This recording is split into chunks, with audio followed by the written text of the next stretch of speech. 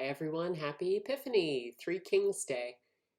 In honor of this celebration, which we don't normally make a big deal of in the Lutheran Church, but I'm going to read two different poems for you. One might be known to you, The Three Kings by Henry Wadsworth Longfellow, and then a more modern poem I'm going to read to you after the Longfellow poem. So here is The Three Kings by Henry Wadsworth Longfellow. Three kings came riding from far away, Melchior and Gaspar and Belteshazzar. Three wise men out of the east were they, and they traveled by night and they slept by day. For their guide was a beautiful, wonderful star. The star was so beautiful, large and clear, that all the other stars of the sky became a white mist in the atmosphere. And by this they knew that the coming was near of the prince foretold in the prophecy. Three caskets they bore on their saddle bows, three caskets of gold with golden keys. Their robes were of crimson silk with rows of bells and pomegranates and furbelows, their turbans like blossoming almond trees. And so the three kings rode into the west, through the dusk of the night, over hill and dell.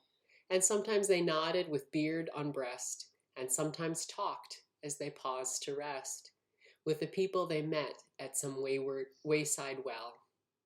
Of the child that is born, said Balthasar, good people, I pray you, tell us the news, for we in the east have seen this star, and have ridden fast and have ridden far, to find and worship the King of the Jews.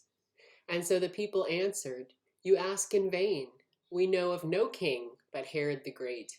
They thought the wise men were men insane, as they spurred their horses across the plain, like riders in haste who cannot wait. And when they came to Jerusalem, Herod the Great, who had heard this thing, sent for the wise men and questioned them, and said, go down into Bethlehem and bring me tidings of this new king. So they rode away, and the star stood still, the only one in the gray of morn. Yes, it stopped. It stood still of its own free will, right over Bethlehem on the hill, the city of David where Christ was born.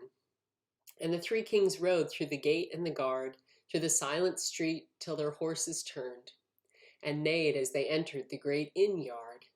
But the windows were closed and the doors were barred, and only a light in the stable burned. And cradled there in the scented hay, in the air made sweet by the breath of kine, the little child in the manger lay, the child that would be king one day, of a kingdom not human, but divine. His mother, Mary of Nazareth, sat watching beside his place of rest, watching the even flow of his breath, for the joy of life and the terror of death were mingled together in her breast. They laid their offerings at his feet.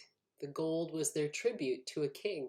The frankincense, with its odor sweet, was for the priest, the paraclete, the myrrh for the body's burying.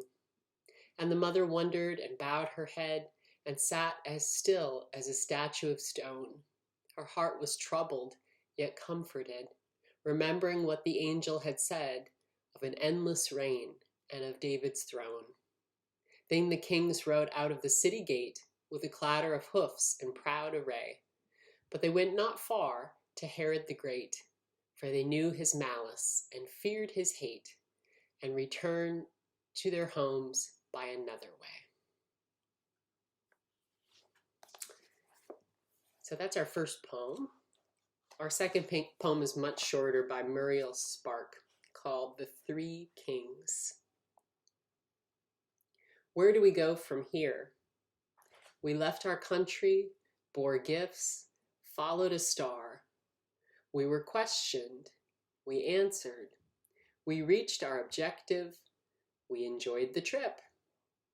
Then we came back by a different way, and now the people are demonstrating in the streets. They say they don't need the kings anymore. They did very well in our absence. Everything was all right without us. They are out on the streets with placards. Wise men? What's wise about them? There are plenty of wise men, and who needs them, and so on. Perhaps they will be better off without us. but where do we go from here?